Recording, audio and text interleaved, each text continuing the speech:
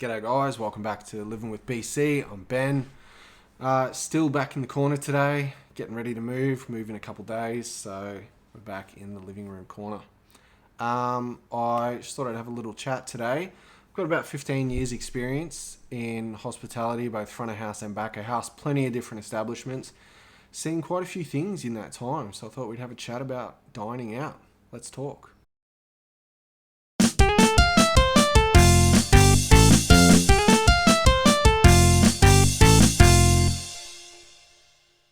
All right, these are just a couple things that have frustrated me when I was a waiter, bartender, even as a kitchen staff member when I was a chef. And in no particular order, we'll get into it. Don't wave your waiter down. It's really poor form. I mean, look, unless it's been a ridiculous amount of time, then it's understandable. But for the most part, they've got a system going, right? I know it probably doesn't look like it to someone who's inexperienced and never worked in that sort of industry, but you've got a system going. In your head, you go, I know table 1 needs to order their food, table 2 needs to order their drinks, table 3's drinks are on the way, then I've got to go take their order, table 4's food should be coming up right about now, and table 5 are finishing their food, blah, blah, blah, right? Like, you've got all this stuff going on in your head. So flagging down your waiter is just kind of like jumping the queue. I know you might be ready, but again, unless it's been a ridiculous amount of time or your waiter seems to be avoiding you or something like that, just let them play out their scenario. Different establishments have different ideas on what they want. For instance, if you go to a burger joint, they're probably going to get you some drinks as soon as you've sat down. You don't even really know where you're sitting, and they're like, can I get you a drink? What do you want to drink? Anything to drink? Do you want a beer? Beer's on special. And then they want to feed you straight away as well. Whereas if you go to a nicer restaurant, like a proper dining experience can take like 3 hours or so, depending on possibly more, depending on the sort of place. But you're looking at, from setting foot in the place, you're talking about, a good 3 hours from when they explain the menu to you. Generally, you'll get bread or an amuse-bouche, something like that. And then you'll start going. If you've got wine pairing, they'll be explaining the wine. So it'll be this full experience, right? It's not just about going to a burger bar, watching the game, having a couple beers and a barbecue bacon burger. Sounds delicious, actually. There's a lot more to it. So obviously, depending on where you are, you might be able to wave down your waiter a lot quicker than you could at another place. But just sort of play it by ear. Let them do their job. They know what they're doing. They're professionals. They do this day in, day out. Let them do their job. Stop talking when your waiter arrives. That's a huge one. I get it. This is generally a thing for older people, because I guess when they go out to dine back in the day, waiters would wait on you. So they'd stand there for 10 minutes while you were talking. These days, they don't have that time. It's a much more efficient business. So when your waiter rocks up at the table, they're ready to take your order. They've given you an adequate amount of time to have a look at the menu, have a bit of chit chat, get your drinks, try them, figure out what you're going to pair, if you're going to have wine with it or a cocktail or whatever. All that stuff, as I mentioned before, has gone on in their head.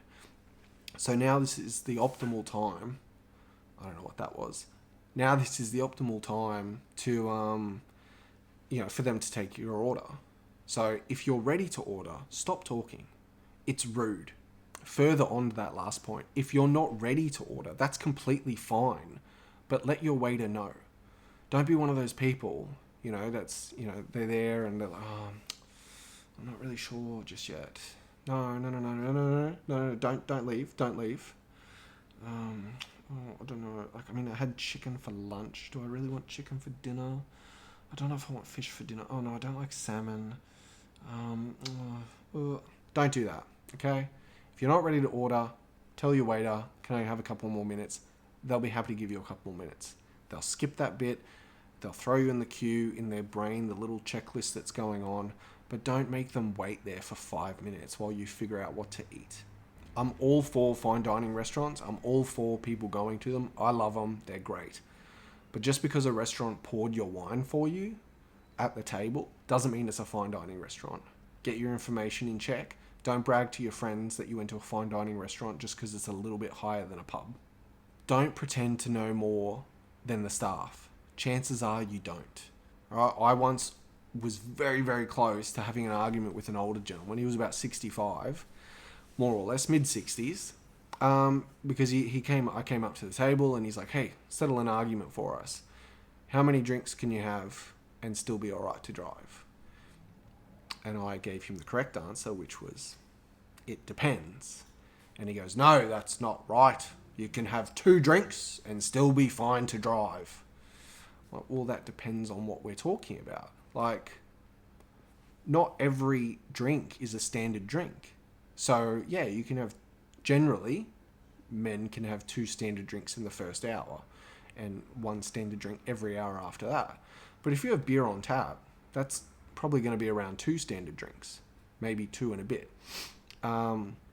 If you have a glass of wine, depending on the wine, I mean, like a red wine, you're looking at about 90 mils for a standard drink.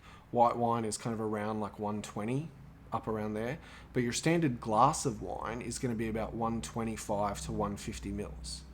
So every glass of wine that you have is more than likely going to be more than 1 standard drink. So if you have 2 glasses of wine, you're over the limit, right? And he kept just going on and on and on about how you can have 2 glasses of any drink, you can have 2 drinks, and that's it. And I like almost bit my tongue off, just being like, customer is king, customer is king, customer is king. Do not argue with the customer. But don't argue with the staff. Don't pretend you know more, because chances are you don't. And it makes you look like an idiot. And the staff are talking about you in the back as they're eating leftover fries. Don't come into a busy restaurant at peak hour and complain about the wait. I once worked in Whistler in one of the busiest restaurants in the village. It was like the 22nd of December, which, if you know anything about that, is the busiest frickin' time of the year. And an Australian bloke, I was really horrified at this, because Aussies are usually pretty laid back, we're pretty chill, we're pretty patient people. And he taps on his watch at 7:40 and goes, mate, we've been here for 30 minutes. Like, where's our food? I've got some kids here. They're hungry. I'm like, sure, I'll check on you. It's going to be another 20 minutes or something, right? And I'm there, I'm talking to all my co-workers, because we do bitch about you. As we walk up, I'm like, get a load of this guy. He's walked into one of the busiest restaurants in the village at 7 o'clock on a Friday night and thinks that a 40-minute wait is a long time. It's not. It's a 500-seat restaurant, mate, with 4 people in the kitchen. You're going to wait more than 20 minutes. And you ought to know that. If you can afford to fly halfway around the world to one of the most expensive ski resorts, you know it's going to be busy. So put your manners back in and calm down. If it's not on the menu, they don't have it.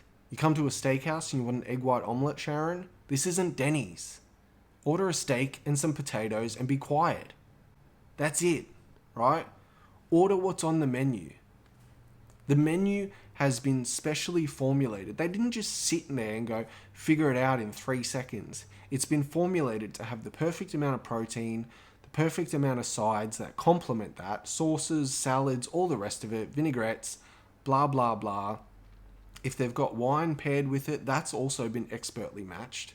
They don't have the time or the space to just whip something up for you. Word to the wise, 98% of specials on the special board are going to be food that's going bad that the kitchen needs to get rid of.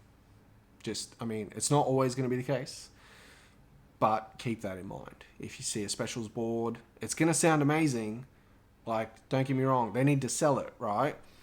But you're going to be like, oh my gosh, that duck sounds magnificent. Oh, it's probably going to be bad by tomorrow. That's why they're putting it on the special. Anyway, guys, I'm sure I could probably go on for another half hour, if not more. But my pizza is in the oven and it's almost ready. So I'm going to leave it here. If you like this video, give it a thumbs up. If you feel like throwing a comment in the comment section, do that. I'd love to read it. Don't forget to subscribe. And as always, stay cool.